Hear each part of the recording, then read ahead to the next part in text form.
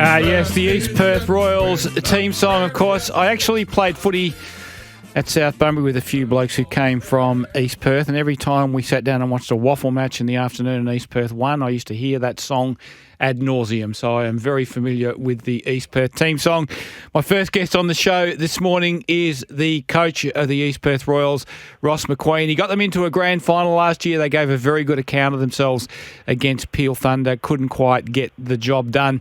Has a few challenges, I suspect, ahead of him this season with the loss of a few players and one or two untimely injuries. Ross joins us on the show. Ross, welcome. Morning, Paul. Thanks, Mark. Thanks for having me. So, mate, how did the club dust itself off from the grand final loss, and how has the summer been?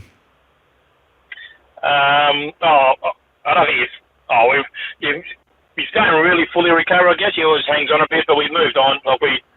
As coaching group, we watched it, and at different times, not together, and then we take a little bit of learning from it. And summer's been good. It's been a nice hot one. The players have, like most clubs, will work pretty hard, and now we're just exciting. It's going to get closer to the practice games, and then the season starts soon. Did you do what Dean Cox made the Sydney Swans do and spend an hour on the first minute of the game? I couldn't believe they spent the whole day reviewing theirs. How much time did you spend looking back on the match? Certainly not 7 hours over 1 minute. It was hard enough watching it ourselves again. So we just watched it individually as different players. I didn't force them to watch it. And if they wanted to watch it, they could watch it. And we've moved on pretty quickly. There's some areas where we feel as though we want to change or just improve on in our game. So we focus on that. The grand final, it's a one-off game. Look, we looked at it just to see if there was things differently that we didn't see from Peel during the year and those sorts of things, but we didn't dwell on it too much. It's in the past, you accept it, you own that you get beat by a better side and you move on. It felt like watching the game that as good as Peel were, and they had a very strong team on the park, that about 3 or 4 times during the game you were one goal away from really making a game of it, and then would sort of shoot yourself in the foot a little bit at a critical moment in play. What was your post-mortem on the game, Ross? Yeah, fairly similar. I thought we actually started the game pretty well. Like the first quarter, a bit like you said, it would have been like most teams, you want to put the oppo under a bit of pressure, and I think we had some good opportunities and just failed to execute and missed a simple handball or dropped a simple mark, and they kept Peel in the game and they hurt you on their turnover.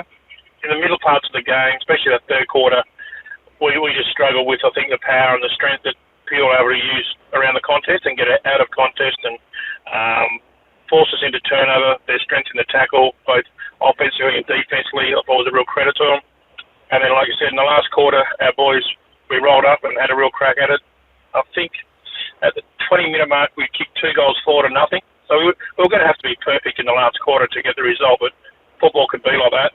And then I'm pretty sure we kicked a goal, went back, looked to be aggressive, made a turnover, and there was a goal, and that was sort of the end of it. Then I think 16 points that pushed it out to, and then they kicked the last couple right at the end. So I just think in those moments you've got to take your chances, and Peel were good at it, and we couldn't get it done.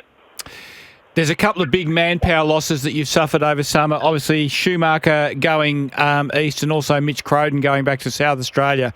They're going to be tough losses to cover. Yeah, both are super for our club. Like Angus was at the club for a number of years, about 5 or 6 years. And obviously he won a couple of best and fairest and played a lot of state footy for us as well. And Mitchie spent 2 seasons with us, won best and fairest both years. Both great young men, and we're great for the club, but we appreciate that the attraction of heading home to South Australia to family and friends after being away for a while. He's probably been away 7 years or something like that when he got drafted, and he and Georgia were looking for the opportunity to head home. And same with Angus and there's a chance for them to move back to South Australia. So they'll be big holes. The advantage, I think, this year so far, we've had Hamish Brayshaw's had his best pre-season in a number of years. He's worked really hard and he's great shape. We've got some guys who I think possibly their best football positions are through the midfield, like Beeb Tedesco and Tom North and these types of blokes. So they'll get a really good look at it through the midfield. And we'll just have to hope, not hope, but I think our young kids, we had a couple of kids who played season of reserves football last year. We're really excited by what they might bring, like Jonah Brooks and Will Cassidy, Mitch Miller. So we're looking forward to this season.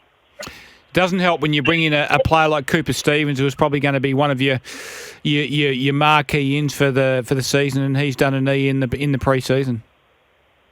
Yeah, it doesn't help. You're right. I was trying not to talk about that at the moment, Duff. That's still a bit rawer than sorry about the grand that. final, I think. But yeah, terrible news for Coop. Like, he moved across, got himself settled down. He's working well with Paywise and Frank Agostino, so he's working there. He's moved in with a couple of the players. So settled really in. His training looked really exciting. Look, you can just see there was something about him. You can see he's come from an environment where he's so driven. He's a very competitive young man, and I really thought he was going to have a real impact on the competition for himself, and then obviously that flows on to a benefit for us. So unfortunately, Coop's going to miss the year. So we're just working through what's the next step for him, surgery and things. So we're hoping that next season he's up and going, and we'll see the best of Cooper Stevens yet. Kobe Burgill joins you from West Coast. How's he been tracking? He had a lot of soft tissue issues at the Eagles. We know he's renowned, or he was renowned as a junior for being explosive, and potentially could play either off half forward or half back or through the middle. So where do you intend to use him, and has he been able to get a solid block of work into himself over the pre-season? Yeah, unfortunately for Kobe, look at the Eagles, and sometimes it just happens. He wasn't able to get a good run because of injury, but so far, touch wood. Again, I don't want to put the mocker on things, but he's had a really good summer. No, he hasn't missed any training sessions through any injury, those types of things. So it's exciting for Kobe and obviously for us. We'll probably look to play him around that midfield area, half forward, and with the flexibility of going to half back if we need to. He's a beautiful kick, sees the game really well, and he's only a young man. He's only 20 years old, so I think the best of Kobe's in front of him. Absolutely, and you suspect for someone like Kobe, the AFL door might not be closed if he can string together one or two really good seasons at the second level. So you would hope you get a fairly hungry young man in front of you, and a guy who's prepared to press onwards and upwards with his footy. Yeah, and that's always a challenge when you get drafted so young. You get in there, and before you know you're out, you're only 20 years old. And I think some of the young men just take that a little bit longer, and I think if Kobe can string some football together, like he missed most of one season through a hamstring tendon, and then he got a couple other things picked up. So if he can have a real strong block of footy for the next couple of years, I'm sure there's no reason why his talent's there. If the performances might push him to do that next level again. You get a couple back as well, Jordan Baker and Sebet Quek. Tell us how they're going. Yeah, great. Yeah, it was great to have. Sebby's a real life of the training track sort of guy. Very popular amongst the playing group. He was in great form when he got drafted, and again, unfortunately, another one of those young men who got an injury when he was at the next level, and it really just probably held him back from being able to do what he could do. So it's been great to have Sebby back around the club, and obviously Geordie coming back after a couple of years. It's exciting for us. We saw what he did at junior level for the club, and now we're looking to see how we can transfer that into senior football. So it's nice to get those two back and pick up Ben Middleton as well to help us in the forward. Mitch Schofield missed most of last year through injury, and he's training back at full training now. Nick Robinson, another one. So we're optimistic about some of these boys coming in and have a real impact.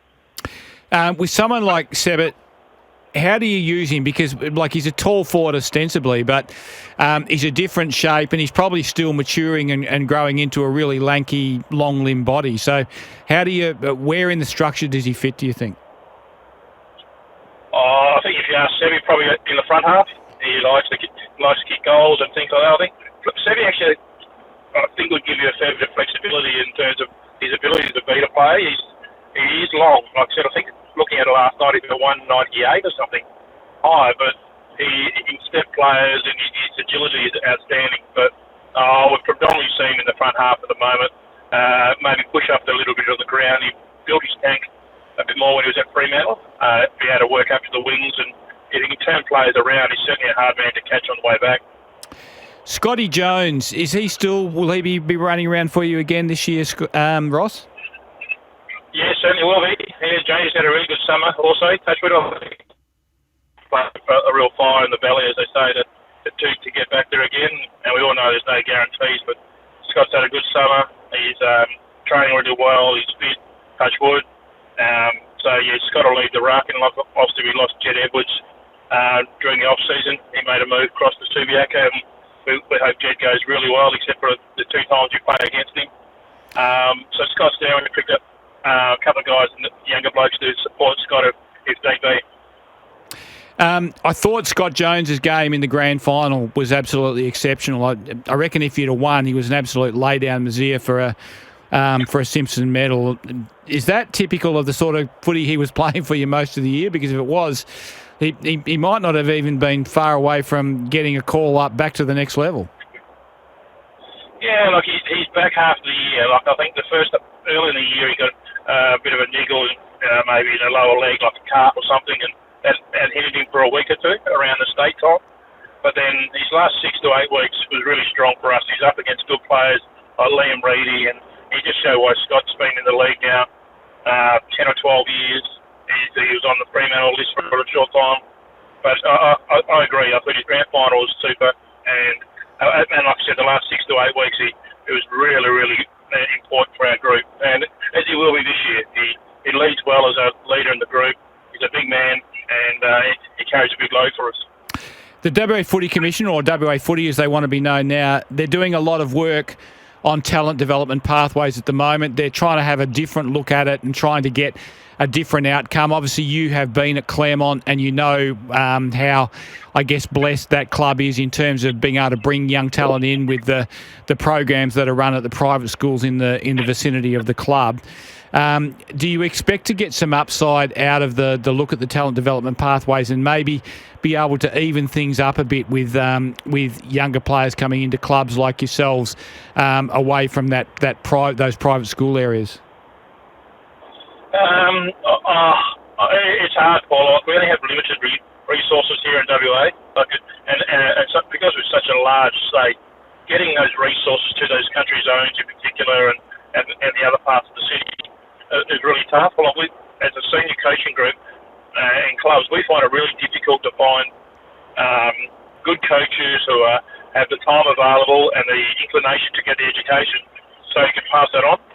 And so to try and get out to the country zones, like even the Kimleys where the Claremont work, is really difficult. And in our case, Manjimups and the Dunsboroughs and the things like that. So I'm all for whatever they can do to try and get some pathway things, in particular for the regional kids, because it is an undertapped resource sometimes.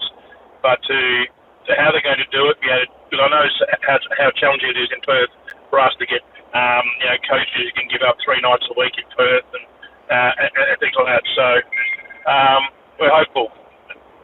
Are you worried about the drain that appears to have happened a little bit between the 2 seasons back to the East Coast? Are the waffle clubs being outspent a little bit by VFL and SANFL clubs? Well, I think each case is different. Like in our case, obviously Mitch and Angus moving back to South Australia was a family thing, but it can be a challenge. Like if you're up against trying to recruit a player and the opportunities to go to perhaps South Australia, get nearly twice the amount of money or the offer, but that's a real challenge for clubs over here. And even locally based, it's things that the market's moved, and we find it challenging to keep young men who want to keep working at the craft, and even guys who've been an assistant 5 or 6 years.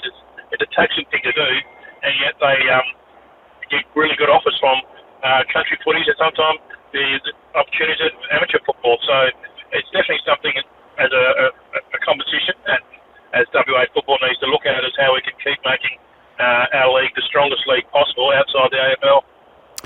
Ross, a pleasure to talk to you. You did a great job getting your team into the grand final last year. Wish you all the best for the 2025 season.